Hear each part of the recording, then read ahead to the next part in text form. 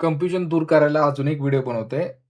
Momentum कसा पकडायचा आहे आपल्याला तो त्याबद्दल थोडक्यात सांगतोय तुम्हाला. बघा पॉइंट नंबर 1 इथून मार्केट सेलिंगला आलं, ठीक आहे. इथून पॉइंट नंबर 2 मार्केट इथून काय केलं सपोर्ट घेऊन वरती गेलं. सो इथून मोमेंटम खालचा आलाय ना, तो आपल्याला काय पाहिजे 50 पिप्सचा पाहिजे. मिनिमम 50 पिप्सचा मोमेंटम पाहिजे. जर तुम्ही बिटकॉइन करत असाल तर बिटकॉइनमध्ये 500 पॉइंट्सचा पाहिजे. जर तुम्ही करन्सी पेअरमध्ये करत असाल, ज्या करन्सी पेअरमध्ये USD पुढे लागते त्याच्या. म्हणजे एक्झाम्पल युरो USD झालं, ठीक आहे. युरो USD झालं किंवा आपलं GBP USD झालं. अशा ह्याच्यामध्ये काय करायचं आपल्याला फक्त त्यामध्ये 10 पिपचा स्विंग पाहिजे आपल्याला. मिनिमम 10 पिपचा पाहिजे. जर तुम्ही USD JPY मध्ये करत असाल, GBP JPY मध्ये करत असाल, तर तिथं काय पाहिजे आपल्याला 20 पिपचा मिनिमम स्विंग पाहिजे. ठीक आहे. गोल्डसाठी काय केलं 50 पिपचा, त्यानंतर बिटकॉइनसाठी 500 पॉइंट्सचा, त्यानंतर euro USD, GBP USD, AUD USD झालं. ज्या करन्सी पेअरच्या समोरच्या साईडला USD लागतं त्यासाठी आपण 10 पिपचा जे मोमेंटम आहे तो पाहिजे आपल्याला. आणि ज्या करन्सी पेअरमध्ये USD JPY असो, GBP JPY असो, त्यामध्ये युरो JPY असो, त्यामध्ये आपल्याला काय पाहिजे 20 पिपचा आपल्याला मोमेंटम पाहिजे. ठीक आहे.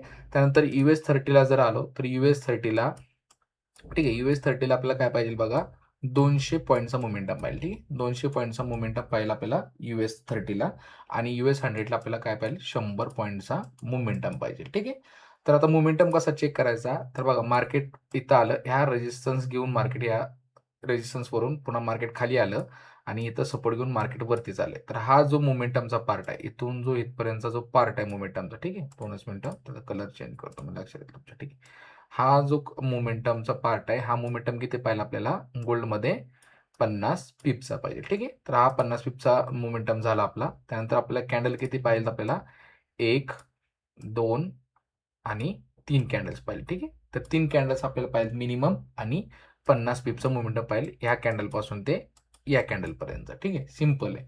आता सिंपल बायसाठी पण इथून मार्केट ह्या पॉईंटपासून मार्केट इथून खाली आलं आणि इथं एक सपोर्ट घेतला आणि इथं वरती गेलं, रेजिस्टन्स घेतला, इथून मार्केट खाली पडते. तर हा जो मोमेंटम आहे इथपर्यंतचा तो काय पाहिजे आपल्याला मिनिमम 50 पिपचा पाहिजे. ठीक आहे. लक्षात घ्या. आता ह्याच्यामध्ये काय की गोल्डमध्ये 50 पिपचा पाहिजे, बिटकॉइनमध्ये 500 पॉईंटचा पाहिजे. ज्या करन्सी पेअरच्या समोर आपल्याला USD आहे, example euro USD, GBP USD, AUD USD, त्याच्यामध्ये काय करायचंय 10 पिपचा मोमेंटम पाहिजे आपल्याला मिनिमम.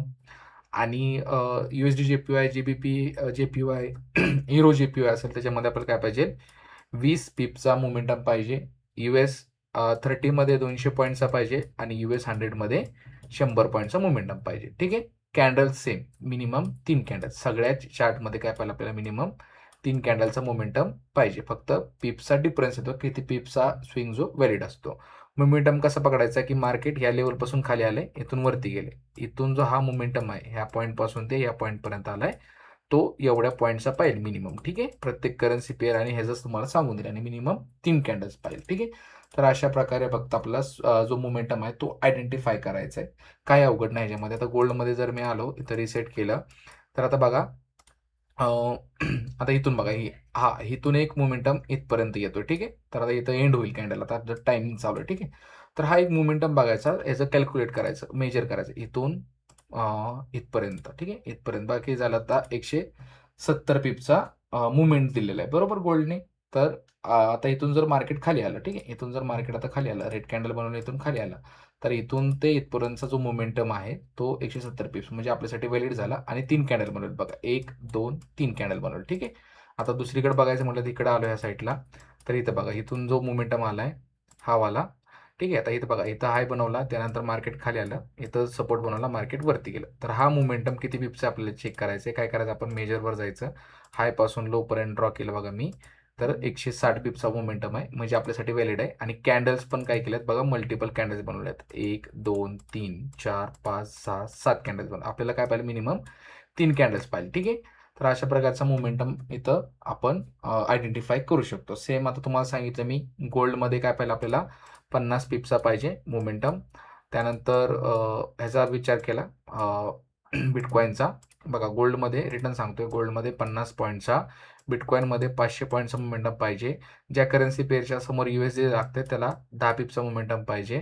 ठीक आहे. आणि त्यानंतर GBP सॉरी USD JPY झालं, युरो JPY झालं, तर त्याच्यामध्ये आपल्याला 20 पिप्सचा पाहिजे. जर तुम्ही US30 करत असाल तर 200 पॉईंटचा पाहिजे. जर तुम्ही US100 करत असाल तर 100 पॉईंटचा मोमेंटम पाहिजे. ठीक आहे.